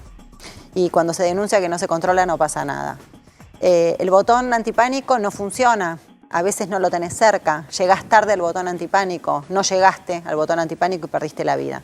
Entonces lo que presentamos, hay dos proyectos que por suerte se están trabajando en forma unificada y que estamos muy prontos a que tenga un dictamen. Esto quiere decir que si tiene dictamen pronto se puede tratar en el recinto y eso es muy importante, que lo venimos trabajando desde el despacho con el que yo trabajo, con mi equipo de asesores y asesoras, y otro de la diputada Cristina Álvarez Rodríguez, que es para instrumentar lo que se llama dispositivo dual, que lo tiene tanto la víctima como el victimario. Contanos bien de qué se trata esto. Es un concepto muy nuevo, tal vez para algunos como yo. A ver, sería como una pulsera que me ponen a mí y otra voz que tienen que estar a determinada distancia, que si vos o yo, cualquiera de las dos, traspasamos esa distancia, eso es un dispositivo que suena y a vos te van a detener. Ah, bueno, esto es muy importante. Esa es la forma. ¿Y tenemos la tecnología como para poder aplicarlo en lo inmediato? Lo más importante es que esos dispositivos están. Nosotras, tanto la diputada Cristina Álvarez Rodríguez como yo en su momento, también fuimos, por esto depende del Ministerio de Justicia de la Nación, antes de presentar el proyecto, nos interiorizamos respecto de si estos dispositivos estaban o si había que salir a comprarlos, ¿no? Porque eso ya sería una partida presupuestaria extra que se necesitaría. Los dispositivos están disponibles y no se están usando, con lo cual esto en el momento que tengamos el dictamen y avance se puede aplicar inmediatamente una vez que sea promulgada la ley, y la verdad que sería una forma de contener y mucho a la mujer que sufre violencia por razones de género y protegerle la vida, básicamente. Qué importante esto, ¿no? Porque la pandemia, por supuesto que es un motivo urgente, pero eso no significa que no haya otros motivos urgentes que atender. Y daba la sensación como que el Congreso, el Senado, estaban muy orientados a otras cuestiones. Bueno, de hecho, ahora se va a tratar un proyecto de ley sobre las facultades de poder nacional y de las gobernaciones para tomar ciertas decisiones en pandemia. Pero vos fíjate este tema que te está planteando Gisela, que no se está atendiendo, ¿no? Y que es importante porque además se han probado métodos y hasta ahora, como vos decís, evidentemente no con tanta eficacia. Y hay muchos ¿Cómo estamos proyectos. de tiempo? ¿Crees que esto puede salir en inmediato? Soy muy optimista por la celeridad con la que se está tratando y la responsabilidad de esta celeridad que se tiene respecto de estos dos proyectos que se están unificando. Justamente la idea de unificarlos es para que se pueda hacer más rápido y no seguir debatiendo que uno que el otro, si los dos tienen el mismo espíritu. Estamos buscando absolutamente lo mismo. Así que en este sentido soy muy optimista. También presenté otros proyectos que están vinculados a erradicar y a la concientización sobre la necesidad de erradicar la violencia por razones de género, y uno tiene que ver precisamente con la obligatoriedad de la capacitación de Ley Micaela para todos los medios de comunicación y para los comunicadores y para quienes son parte de las empresas de comunicación de la República Argentina. La idea es que todos los medios de comunicación que reciben pauta oficial tengan la obligación de capacitar con la Ley Micaela a todos sus trabajadores y trabajadoras, que estén adelante de cámara o fuera de cámara. Eso no tiene que ver solamente con quien comunica, sino con todo un personal que trabaja en un medio de comunicación. Está bien, y es la divulgación además con precisión y certeza. Pablo. Gisela, te cambio un poco de foco nada más. ¿Cómo viste la evolución de la seguridad durante lo que fue la pandemia, tanto principalmente en la ciudad, porque sos diputado de la ciudad, pero quizás un poquito más también en la provincia de Buenos Aires? Mira, Yo trabajo mucho en la Ciudad de Buenos Aires porque, bueno, es el distrito en el que vivo y además en el que recorro diariamente, no solo por vivirlo, sino además porque lo trabajo al distrito, ¿no? Y porque lo represento en el Congreso Nacional. Trabajamos desde el Observatorio Gente en Movimiento todo el año pasado justamente un índice de calidad de vida que íbamos midiendo qué pasaba con la seguridad en la Ciudad de Buenos Aires y qué le pasaba al vecino y a la vecina. La realidad es que obviamente que el miedo a salir a la calle se fue incrementando a lo largo de toda la pandemia. Por ejemplo, 9 de cada 10 vecinos de la Ciudad de Buenos Aires, y esto es transversal a todos los barrios, por ejemplo, nos decían que no se animaban después de las 6, 7 de la tarde a ir a un parque de la Ciudad de Buenos Aires. El 90%. Sí. 90% tiene miedo cuando sale. Sí, tiene miedo cuando sale. Obviamente. Y ahora se debe haber incrementado, me imagino, Gisela, porque de verdad que nosotros que venimos trabajando, te debe pasar a vos también en horarios, pues somos esenciales y podemos hacerlo.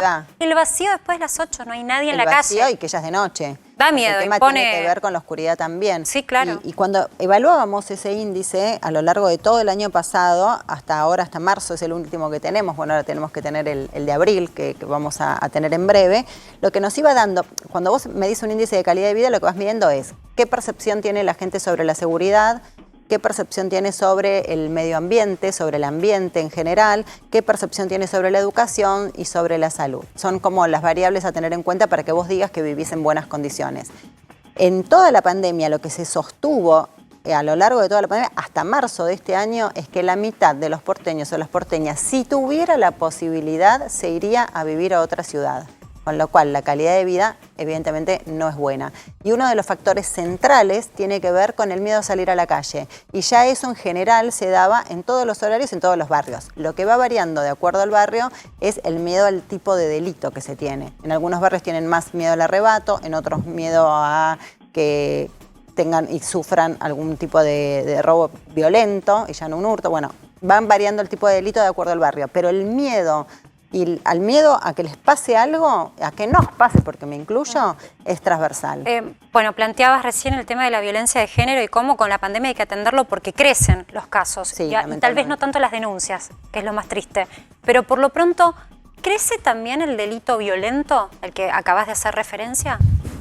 No, nosotros no tenemos contemplado eso en lo que veníamos estudiando. Sí, el delito a lo largo de todo este control que nosotros llevamos, pero no es que en pandemia hay delito más violento que antes, no.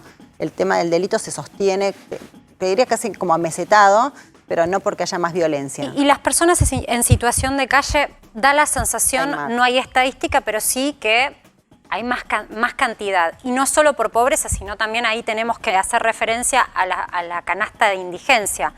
La realidad es que al aumentar los precios, lo explicábamos ayer con el ministro Arroyo, la metodología de medición de pobreza e indigencia en Argentina se compone de precios.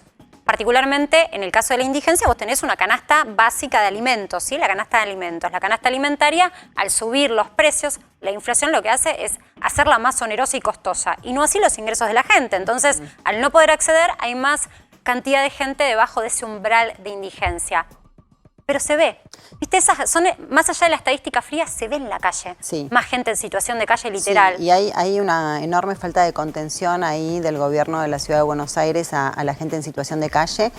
Y también una falta de contención muy grande respecto de llevar una política activa de contención a las consecuencias económicas de la pandemia. Porque la verdad que uno no tiene ni una, ni dos, ni tres. O sea, te sobran dedos de la mano.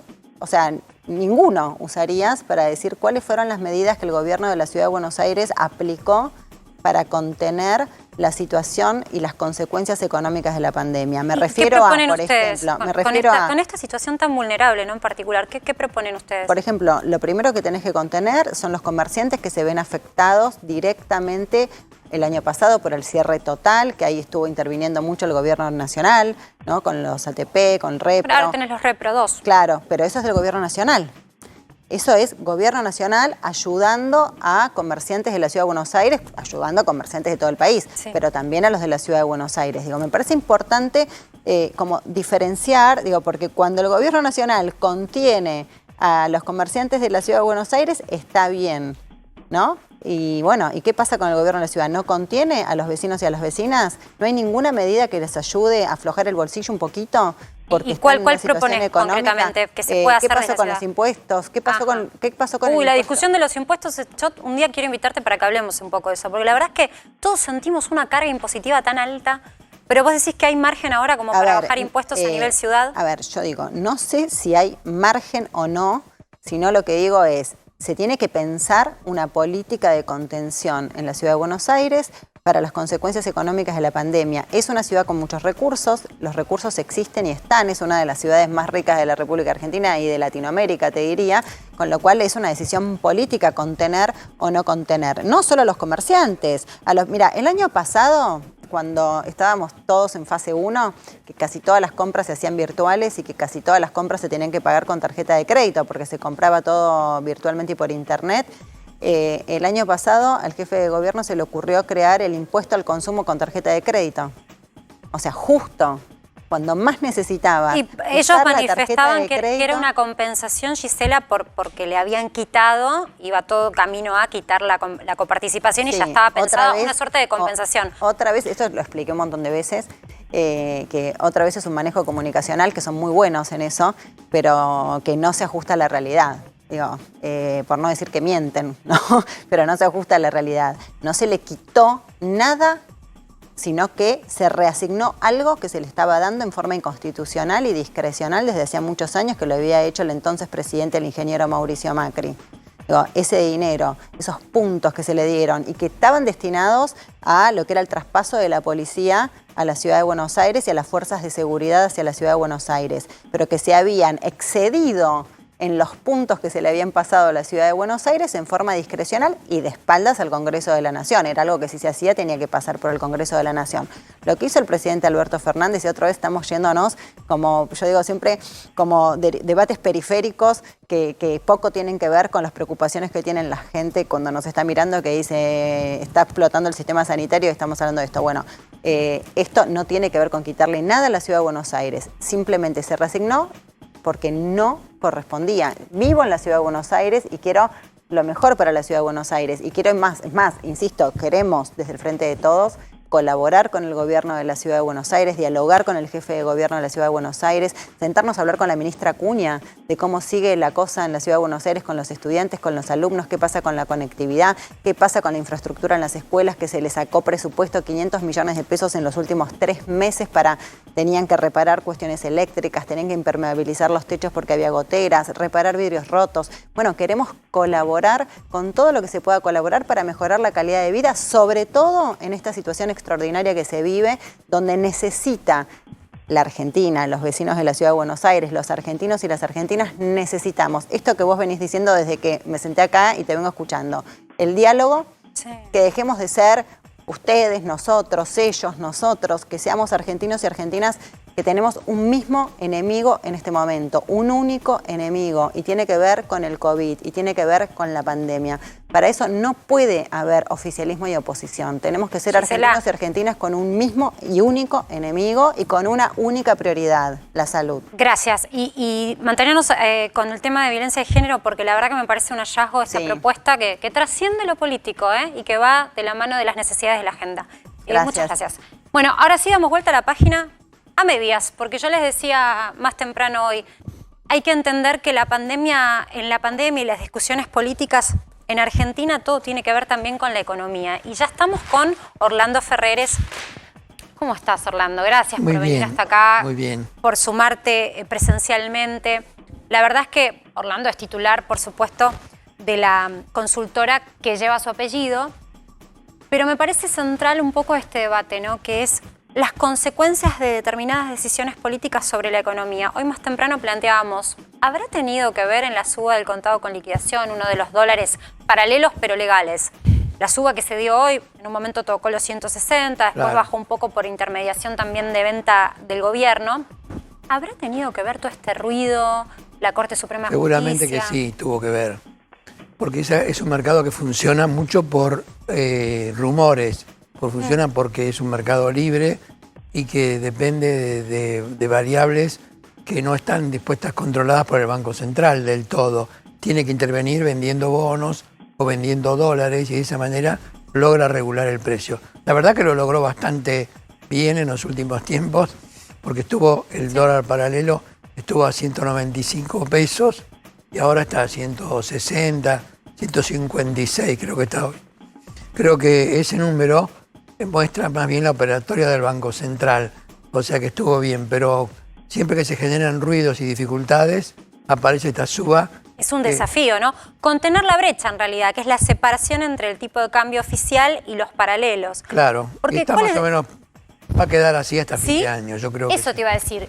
Esta diferencia, yo digo que es un divorcio, en realidad, porque es un 70% la diferencia sí, entre más o menos 70, 65, 70. ¿Vos proyectás que esa diferencia se va a mantener? Se va a mantener, sí, porque además también existe el impuesto país, que te lleva a 165, o sea que si no eliminan ese impuesto, obviamente el mínimo para bajar está ahí, en ese valor, no va a ir más abajo. ¿Por qué tocamos el tema dólar? Por supuesto que el que tiene un ahorro siempre en Argentina piensa cómo resguardarse y el dólar ha sido siempre una de las herramientas. Es un resguardo. Es un resguardo. ¿Va a seguir siendo un resguardo? Yo creo que sí va a seguir siendo un resguardo porque en Argentina se confía mucho en otras monedas y la moneda más confiable acá para los argentinos es el dólar. Obviamente también tiene una inflación que puede ser hasta el 2% anual, todavía no lo es, pero puede llegar a ser. Y esa es lo que está establecido ahora por Biden, que hasta que no llegue a 2 no, van a seguir poniendo dinero en el mercado. Pero yo creo que la Argentina confía mucho en el dólar y tiene confianza de que se va a mantener en el tiempo su valor. Mantener, pero digo, ¿no ves un escenario, pese a ser un año electoral, un año de pandemia, un año donde hay puja política, ¿no ves un escenario en donde salte el dólar y de pronto tengamos una situación de nerviosismo como se vivió el año pasado? Yo creo que no va a haber esa hecatombe que salta el dólar, no tiene ningún límite.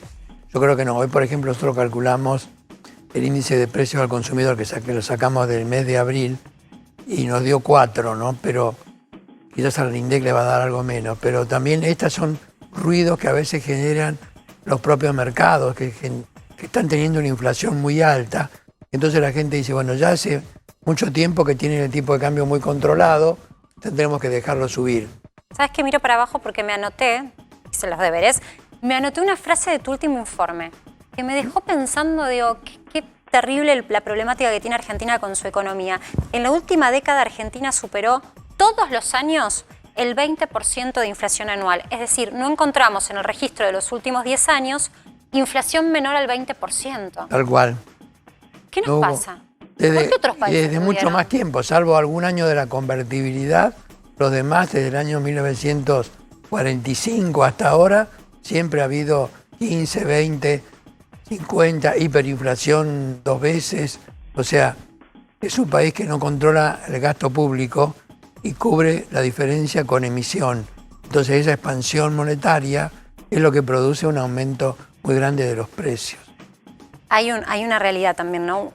Uno mira en pandemia y se reclama también asistencia de distintos sectores, ¿no? Claro. Asistencia por parte del gobierno a sectores vulnerables. Pero no solo a los sectores más pobres de la Argentina, sino también ahora la clase media que dice con estas restricciones no puedo facturar, estoy mal, ayúdame.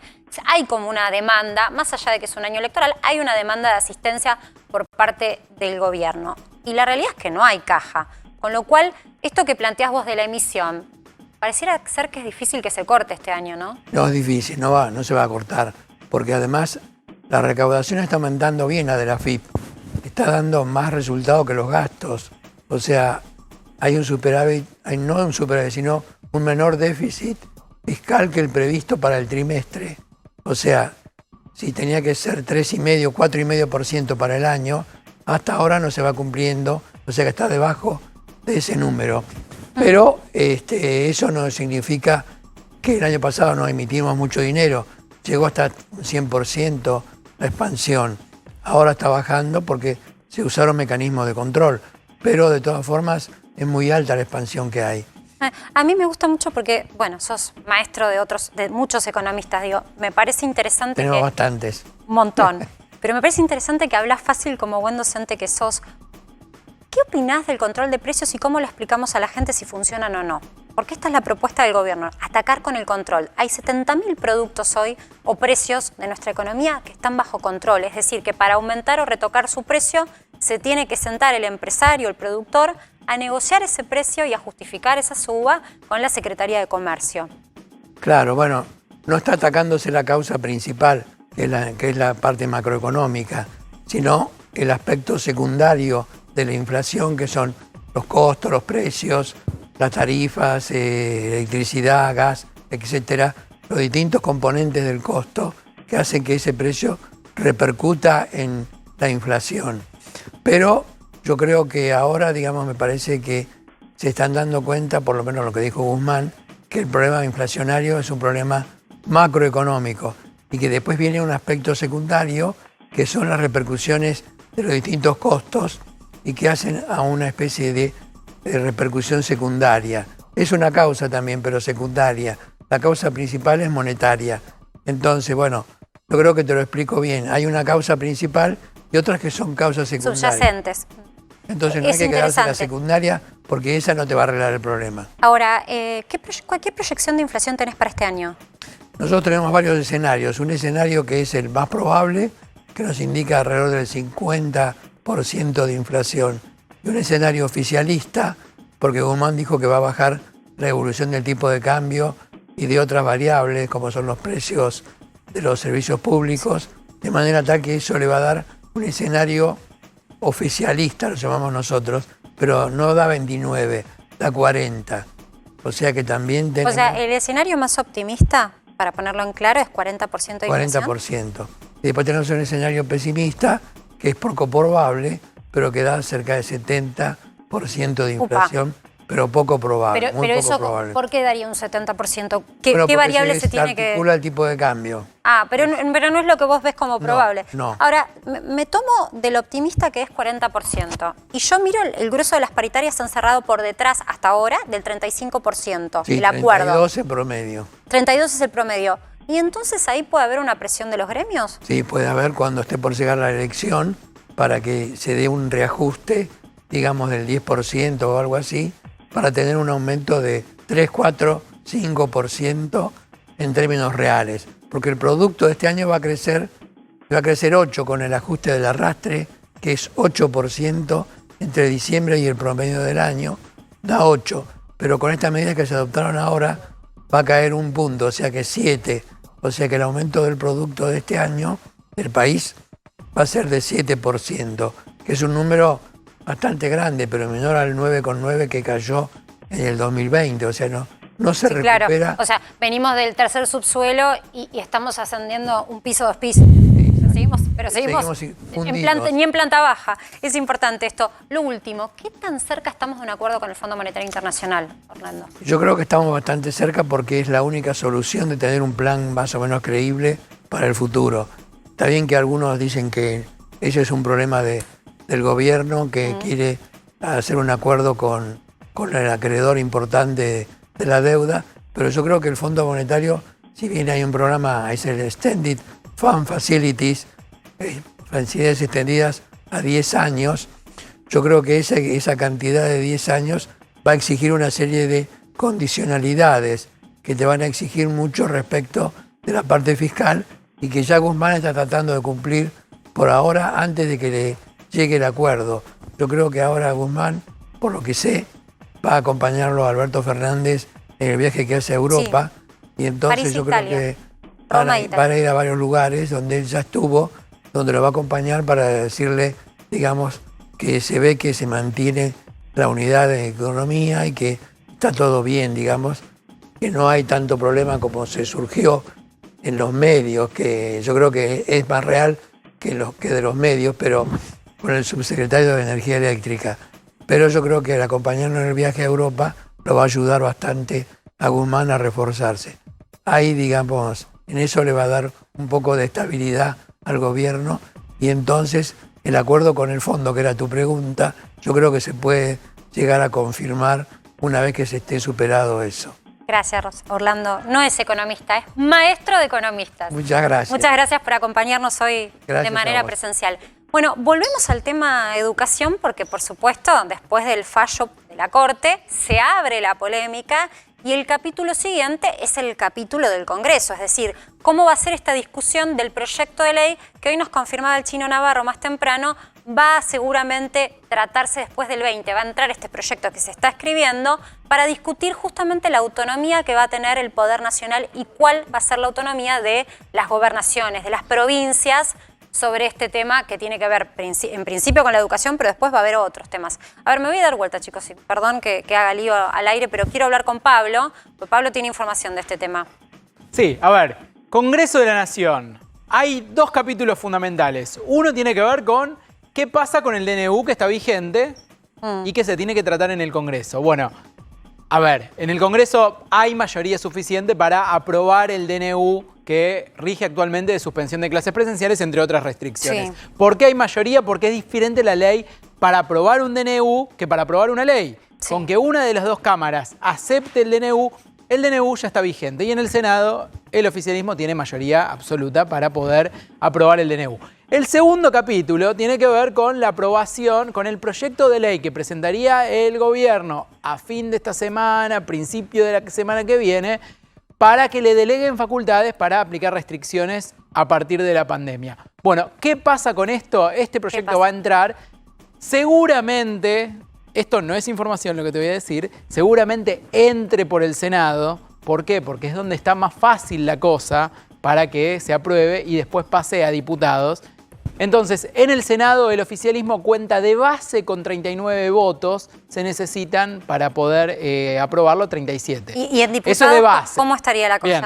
Eso es, Senado pasaría por un tubo sin mayores dificultades y además hay una cuestión provincial que tiene que ver con que en el Senado están todas las provincias. Claro, en diputados hay más volumen de diputados. Vos hoy mencionabas más temprano, lo repasamos, la disidencia que había, ¿no? En algunas provincias. Ya vimos cómo en el Consejo Federal de Educación 22 provincias apoyaron la medida del gobierno de estos indicadores epidemiológicos para ver cuándo se suspendían y cuándo no las clases presenciales.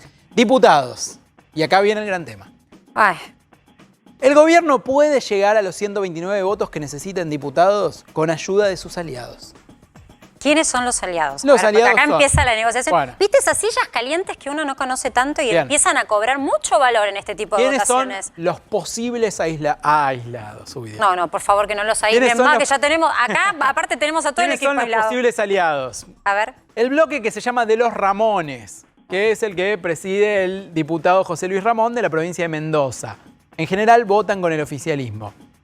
Por otro lado, el bloque que integran los labañistas más los diputados de Córdoba. ¿Sí? Esos dependen de la negociación política. Y si hoy mira uno a Schiaretti, ve que no apoya esta idea de suspender las clases presenciales, con lo cual ahí podemos tener alguna cuestión de algún gesto de independencia. Los diputados de La Baña, Graciela Camaño, por ejemplo, una mujer difícil. No podemos decir que sea una aliada automática del gobierno nacional. Y después tenés, por ejemplo, otros bloques como el del Movimiento Popular Neuquino, que seguramente apoye, y los diputados de izquierda, que siempre son una incógnita. ¿Sí? Bueno, ¿qué tema, general, no? ¿qué hacen? Se oponen a todo, pero bueno, ¿se opondrán o no a esto? ¿Estarán dispuestos a hacerle el juego a Horacio Rodríguez Larreta con la presencialidad de Pablo, quiero decirte que se está escribiendo en este momento el proyecto, pero ya seguramente están discutiendo por esos votos, o sea, se está negociando. Y te dejo una cuestión más, porque dijimos se necesitan 129 votos, pero 129 votos es si todos están sentaditos en sus bancas. Siempre puede aparecer alguno que está enfermo, que no puede ir. Digo, y hoy hablábamos, 22 provincias apoyaron en el Consejo Federal de Educación. 2 de esas provincias son de Juntos por el Cambio, Corrientes y Jujuy.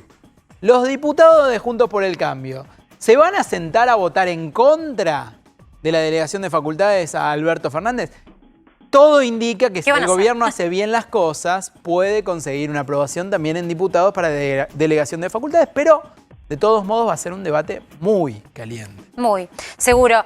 Ahora, me parece que es central también seguir conociendo posiciones sobre lo que es la escolaridad. A nosotros nos preocupa mucho y lo manifestamos desde muy temprano, ¿no? El tema de tener estadísticas sobre cómo quedó la educación. Porque ese es el debate que se viene. ¿Quiénes aprendieron, quiénes no? En este momento estamos en comunicación, a ver si nos escucha, Blanca Inés Osuna. Blanca, porque creo que se había cortado antes, diputada nacional por Entre Ríos para el Frente para Todos. ¿Cómo estás? Buenas noches. ¿Qué tal? ¿Cómo les va? Buenas noches. Bueno, queríamos conocer tu opinión. Estamos conociendo distintas voces. Más temprano hablábamos con gente de Juntos por el Cambio, tenemos información también desde el gobierno, mostrábamos la opinión de Gisela Marzota, queremos conocer la tuya. La verdad que la preocupación es mucha por distintas razones, pero la primera creo que hay, mirándolo desde esta ciudad donde yo vivo y donde viven miles de personas que en estos días no mandan a sus hijos a la escuela porque el gobierno ha dispuesto que tanto en Paraná, Concepción del Uruguay, Gualeguaychú y 2 comunidades más no haya clase por una semana. Y la preocupación sobre todo es, y el hastío, porque el debate que se ha dado y la atención en la ciudad de Buenos Aires nos rememora al inicio de la pandemia del año pasado, donde cuando el presidente adoptó la decisión vía DNU del aislamiento obligatorio, en estas comunidades no había un contagio. La peste, la enfermedad, llegó desde Buenos Aires. Desde ahí se expandió. Y entonces ahora nos preguntamos, sinceramente, bueno, ¿qué es lo que va a pasar con esta decisión donde el gobierno de la ciudad o quien gobierna la ciudad está empecinado en sostener la presencialidad en la ciudad más rica del país, donde podría tenerse absolutamente resuelto la educación de los chicos y chicas en una etapa complejísima como esta, con otras vías? El año pasado también desde el Congreso, en la Cámara de Diputados y en Senado, aprobamos una modificación de la Ley de Educación Nacional. En su artículo 109, que es el que modificamos, dejamos abierta la posibilidad de que en la escolaridad obligatoria, esto es el nivel inicial, el medio y el primario, se pueda enseñar y aprender a distancia. Eso no estaba en la ley, justamente estaba fuera de la educación obligatoria esa posibilidad, y lo incluimos con iniciativas que eran tanto de Juntos por el Cambio como del Frente de Todos y de la izquierda, y fue aprobado por unanimidad. O sea, esa vía, esa forma, realmente está disponible. Blanca, y creo que... Perdón que te tenga que interrumpir. La verdad es que se nos cayó la plataforma de Zoom. Creo que hubo un problema incluso a nivel global. Queríamos tenerte y verte y no pudimos hacerlo, por eso tardamos en conectar con vos. Yo te comprometo para mañana volver a charlar con vos si querés, porque nos quedó muy poco tiempo. Me parece crucial este tema que estás planteando y conocer, como siempre proponemos, las distintas opiniones sobre la realidad. Quédense con A24.